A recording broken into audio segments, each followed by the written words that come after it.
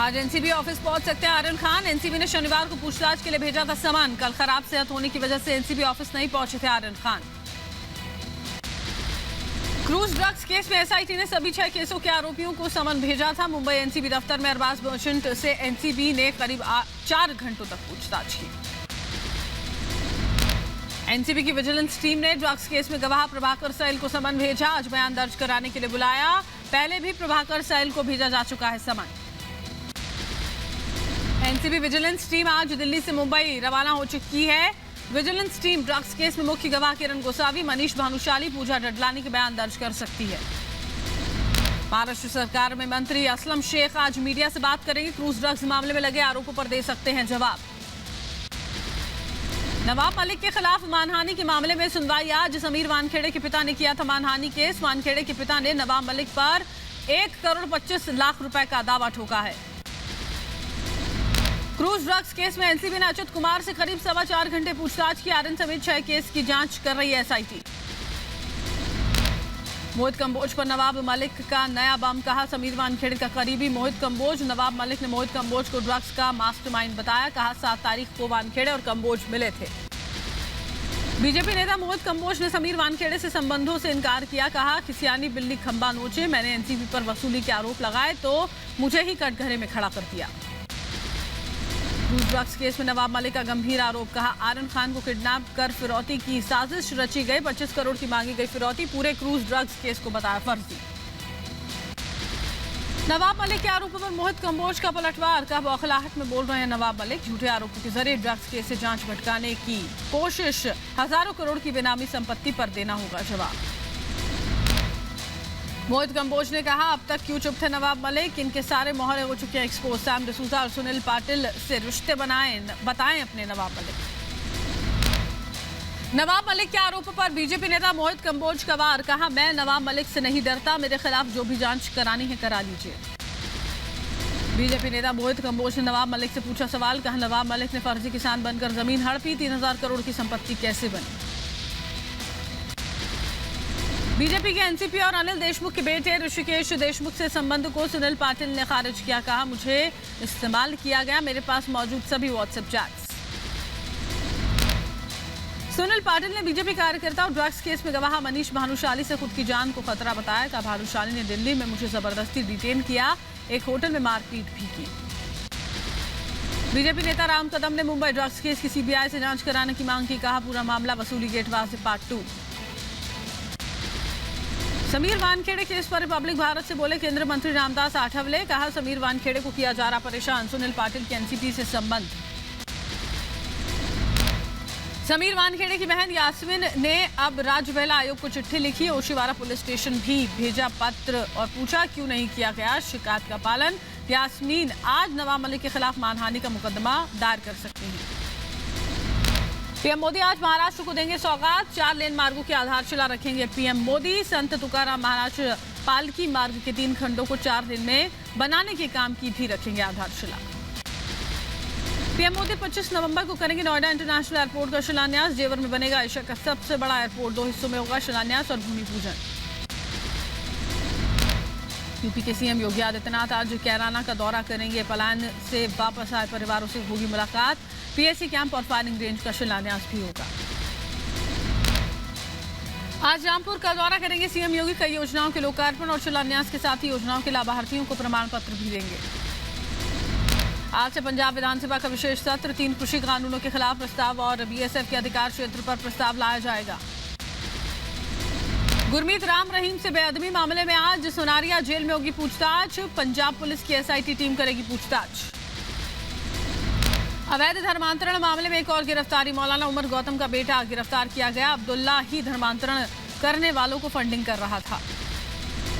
आय से अधिक संपत्ति मामले में बाहुबली मुख्तार अंसारी से पूछताछ। बांदा जेल में करीब 6 घंटे तक ईडी ने सवाल जवाब किए। मनी लॉन्ड्रिंग केस में महाराष्ट्र के पूर्व गृह मंत्री अनिल देशमुख को बड़ा झटका। बॉम्बे हाईकोर्ट ने 12 नवंबर तक ईडी कस्टडी में भेजा। यूपी के अंबेडकर नगर से अखिलेश यादव का योगी सरकार पर तीखा हमला। कहा जहां बुलडोजर चलाना चाहिए था वहां नहीं चलाया, जो काम करना चाहिए था वो काम नहीं करते योगी।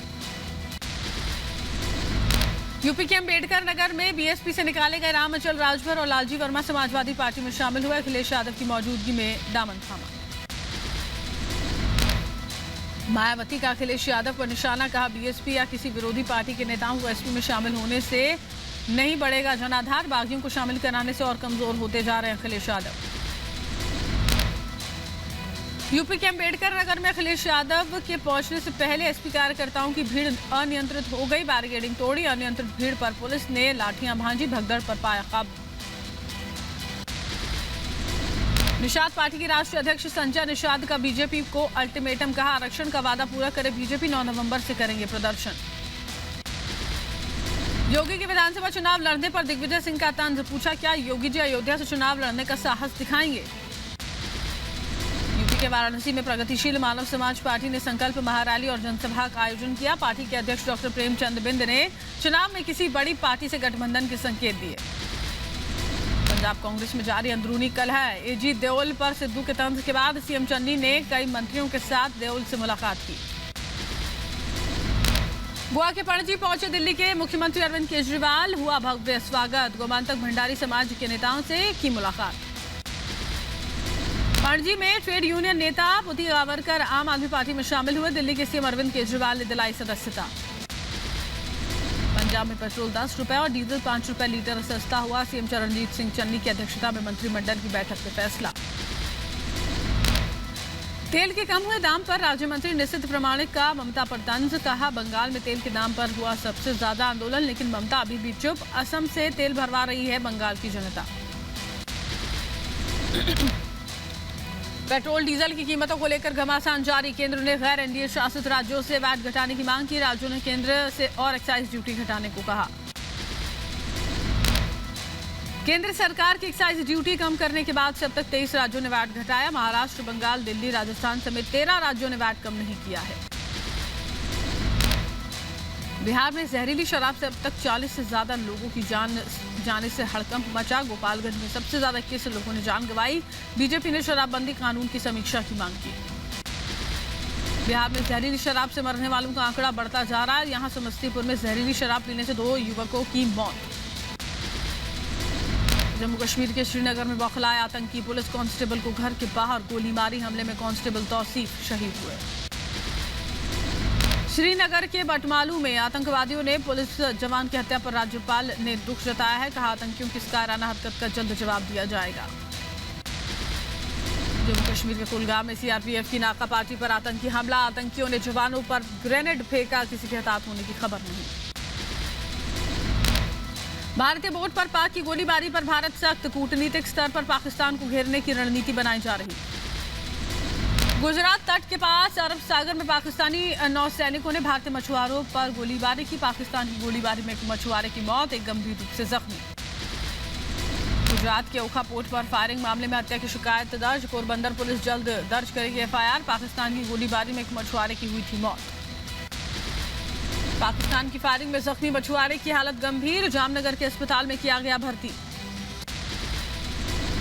गुजरात में पाकिस्तान की नापाक हरकत। पाकिस्तान मरीन कमांडो ने एक मछुआरे का अपहरण किया। नेवी और कोस्ट के अलावा सुरक्षा एजेंसियां जांच में जुटी। जम्मू कश्मीर के शोपिया के एक बाग से मिला एक्टिव आतंकवादी का शव। पुलिस ने साहिल अहमद के रूप में किया आतंकी की पहचान। पश्चिमी नौसेना कमान के नए चीफ ऑफ स्टाफ की नियुक्ति हुई। वाइस एडमिरल स्वामीनाथन बने पश्चिमी नौसेना कमान के नए चीफ ऑफ स्टाफ।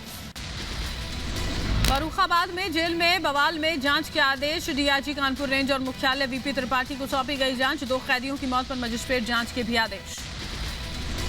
रोहतक में किसान नेता गुरनाम चढ़ूनी का बड़ा बयान। 26 नवंबर को संसद कूच करेंगे किसान। संयुक्त किसान मोर्चा के निर्णय के बाद होगा अंतिम फैसला।